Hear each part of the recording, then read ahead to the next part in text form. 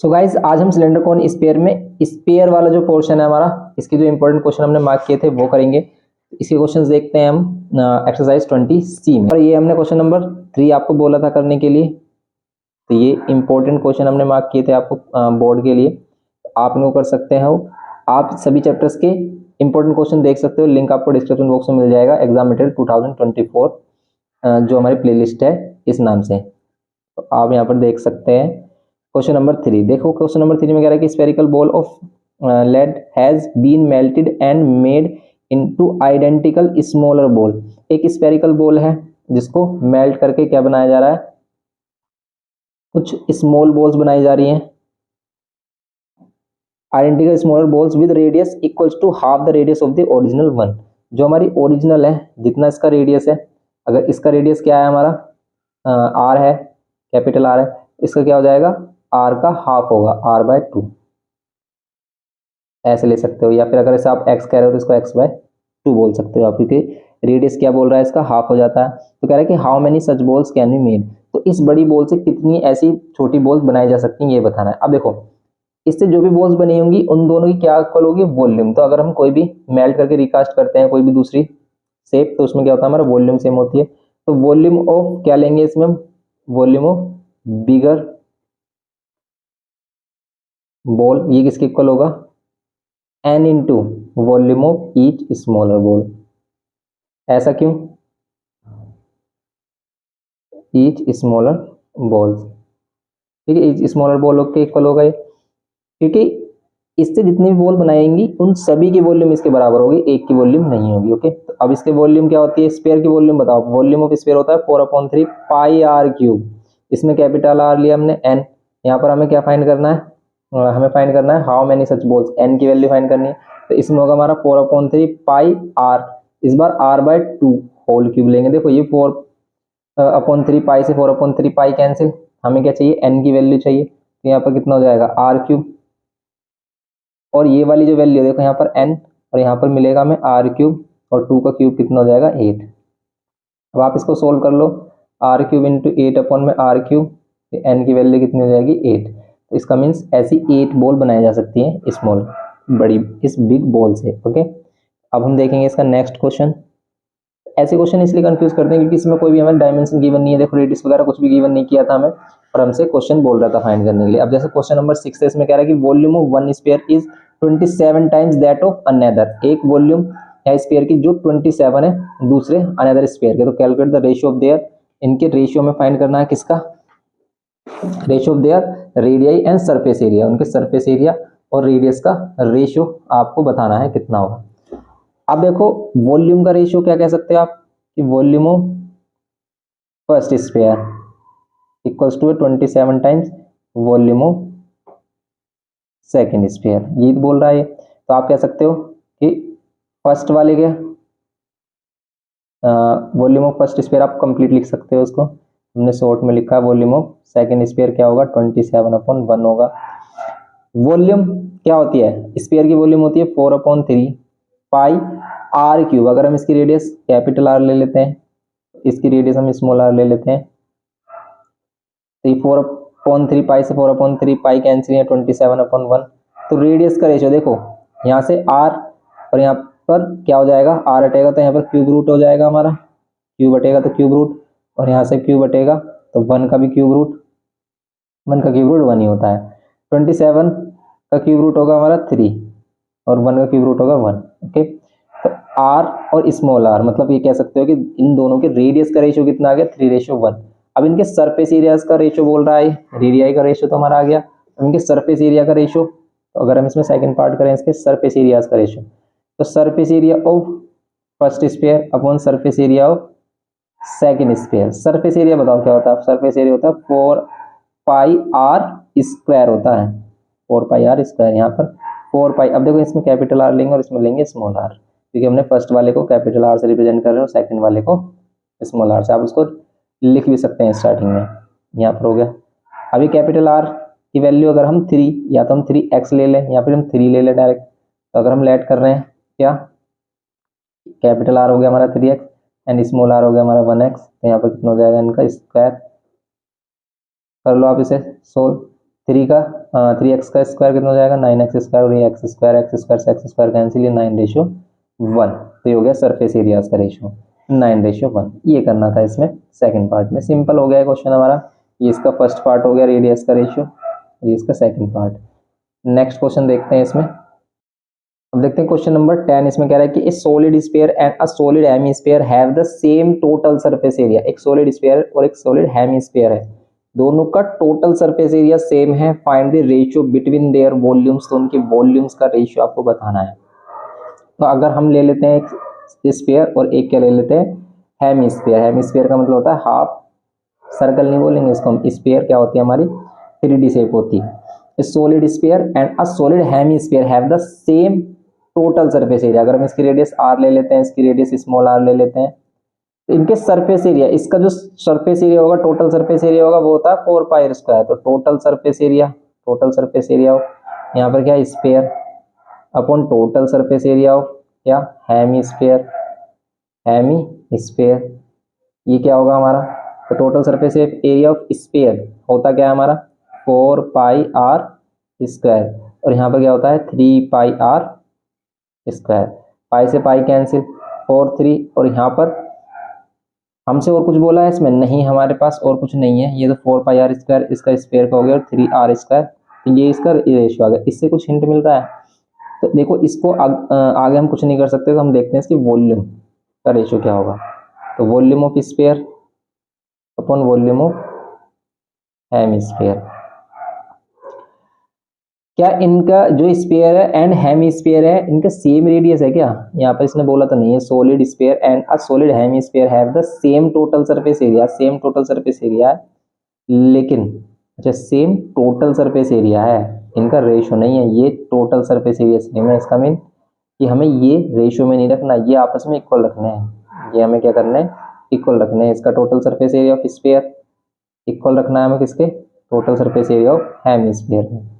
तो यहाँ पर तो आ रहा है हमारा 4πr², और यहाँ पर आ रहा है 3πr²।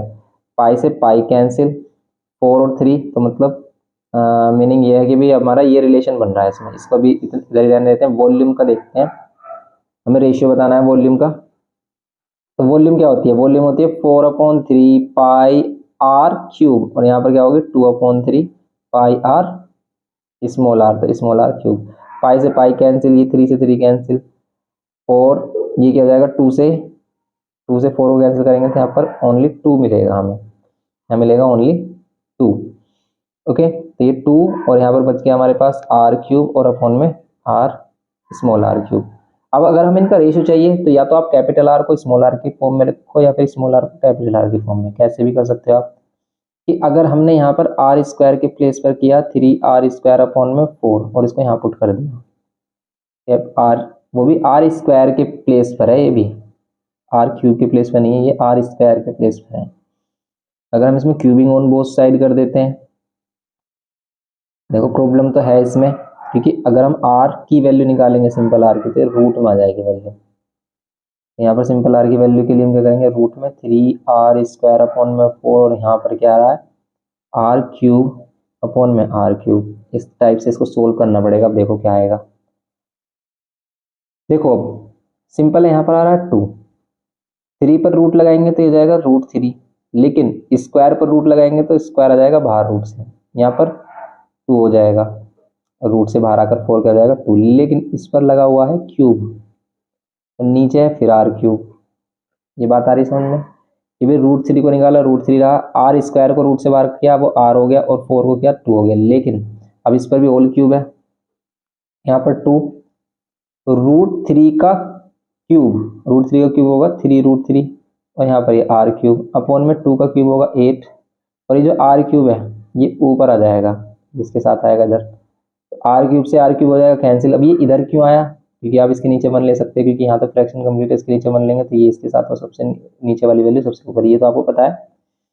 तो ये 2 से कैंसिल करेंगे 4, तो रेशियो आ रहा है 3√3 डिवाइडेड बाय 4, ये रेशियो आ रहा है। देख लेते हैं चेक करके सही है। तो 3 कौन सा क्वेश्चन है ये है question number 10, 3√3 ratio 4, okay correct है। ये आ गया हमारा रेशियो ऑफ वॉल्यूम। ओके, ये हमारा क्वेश्चन नंबर 10। इस टाइप से भी बन सकता है क्वेश्चन। ये सभी क्वेश्चन हमारे लिए इंपॉर्टेंट है। अब देखो क्वेश्चन नंबर जैसे 12 में हमारे पास क्या कह रहा है इसमें, the surface area of a solid sphere is increased by 21% without changing its shape. इसकी शेप को चेंज किए बिना स्फीयर की सरफेस एरिया को इंक्रीज किया 21%। Find the percentage increase in its radius. इसकी रेडियस में कितना इंक्रीमेंट होगा ये बताना है, इसकी वॉल्यूम में कितना इंक्रीमेंट होगा ये भी बताना है।